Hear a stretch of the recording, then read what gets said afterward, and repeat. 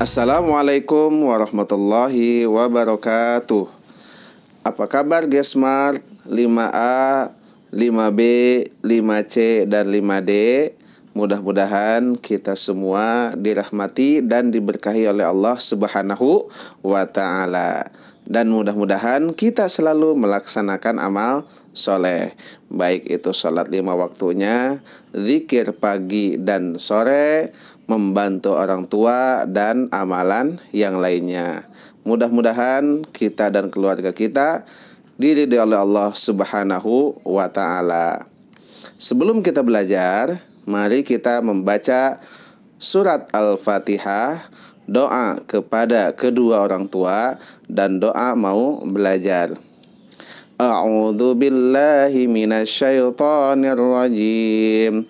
Bismillahirrahmanirrahim. Alhamdulillahi rabbil alamin. Arrahmanirrahim. Maliki yaumiddin. Iyyaka na'budu wa iyyaka nasta'in. Ihdinas siratal mustaqim.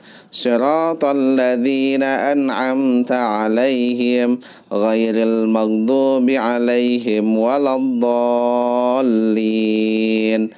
Amin. Rabbighfirli wali walidayya warhamhuma kama rabbayani shaghira. Rabbi zidni ilma warzuqni fahma. Alhamdulillah, kita sudah membaca doanya. Selanjutnya kita akan melanjutkan bab 10 tentang kisah keteladanan Luqman. Yang sebelumnya kita sudah menyebutkan ada 4 poin. Yang pertama adalah tidak boleh menyekutukan Allah. Yang kedua, berbuat baik kepada kedua orang tua. Yang ketiga, ketaatan kepada kedua orang tua harus dilandasi ketaatan kepada Allah Subhanahu wa ta'ala. Dan yang keempat, mengikuti jalan orang-orang yang kembali kepada Allah Subhanahu wa ta'ala. Untuk selanjutnya adalah poin yang kelima. Poin yang kelima adalah Allah akan membalas semua perbuatan manusia. Jadi, apa yang kita lakukan, perbuatan baik atau perbuatan buruk, Allah akan membalasnya. Kalau kita melaksanakan perbuatan baik, kita akan masuk surga. Dan kalau kita melaksanakan perbuatan buruk, maka kita akan masuk neraka.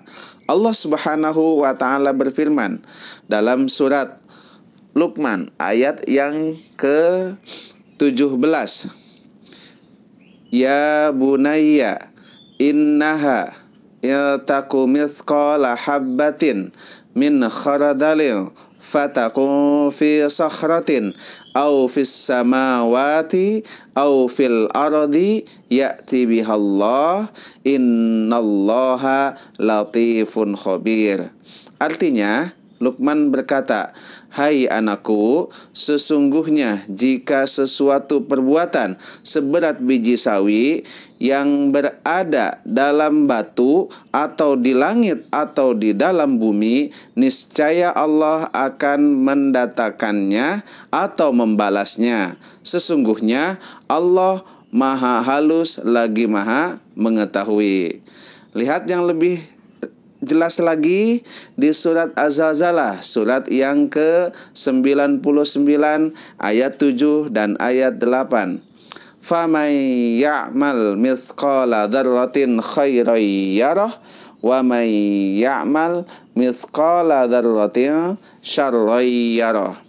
Maka barang siapa yang mengerjakan kebaikan seberat zarrah atau biji sawi, niscaya Allah akan melihat atau membalasnya. Dan barang siapa yang mengerjakan kejahatan seberat zarrah atau biji sawi, niscaya Allah akan melihat atau membalasnya.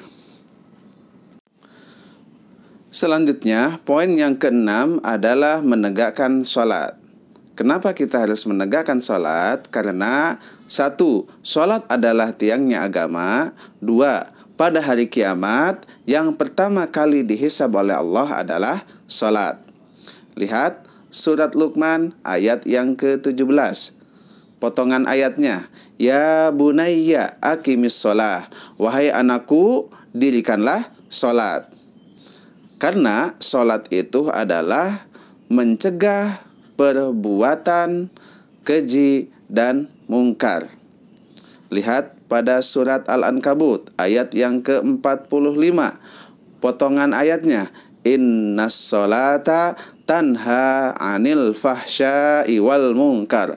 Sesungguhnya melaksanakan sholat itu mencegah perbuatan keji dan munkar. Selanjutnya, poin yang ketujuh adalah amar ma'ruf nahyi mungkar. Lihat di kalimat selanjutnya, masih di ayat 17. Wa'mur bil ma'rufi wanha 'anil mungkar.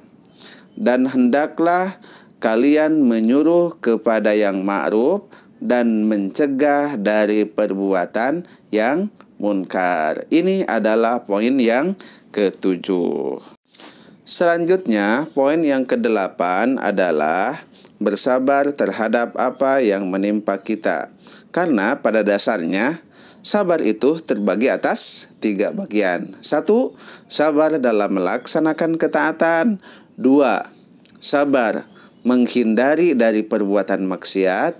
3. Sabar terhadap apa yang menimpa kita, baik itu musibah, longsor, tsunami, gempa bumi, gunung meletus. Sekarang yang lebih dahsyat adalah corona. Ketika kita menghadapinya dengan kesabaran, maka insya Allah pahalanya akan mengalir tiada tanding.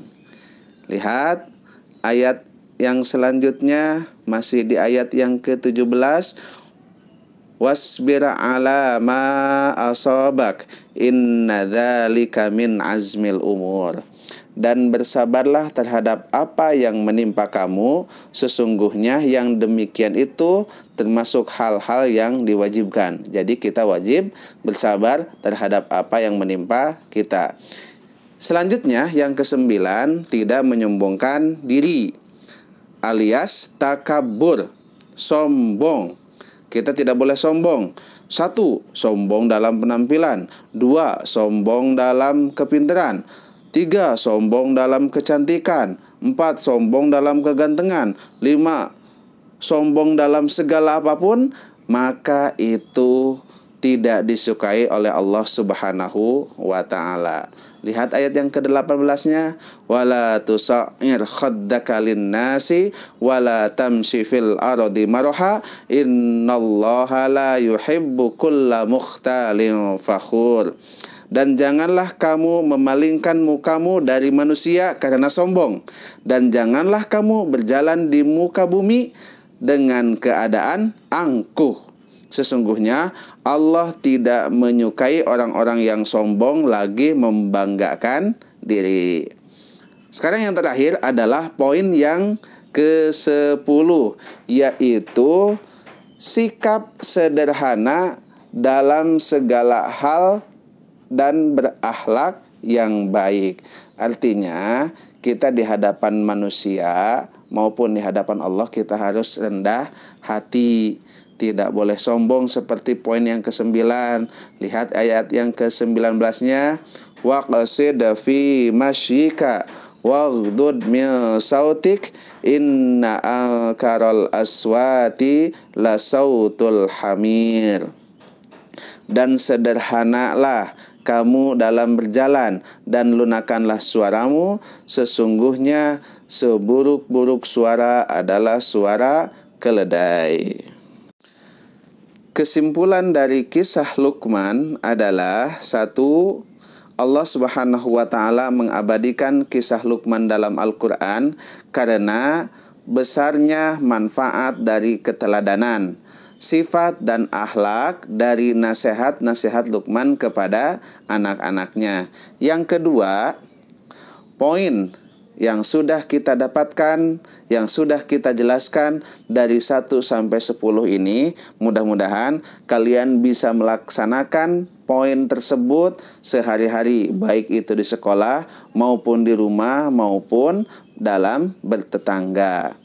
Yang terakhir, semoga kisah ini menjadi inspirasi untuk kita semua agar kita selalu melaksanakan amal soleh dan diberkahi oleh Allah Subhanahu wa ta'ala. Dan pada akhirnya kita semua akan masuk surga.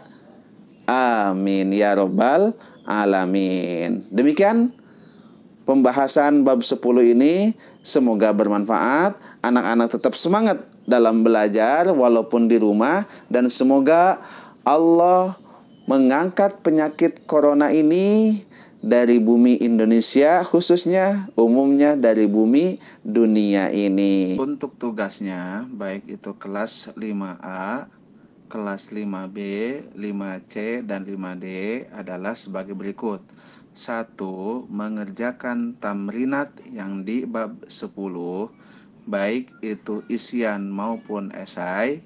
Yang kedua, bacakan melalui video surat Luqman ayat yang ke-13 yang berbunyi, wa idh qala Luqmanu libnihi wa huwa ya'iduhu ya bunayya la tusyrik billah innasyirka la zulmun azim.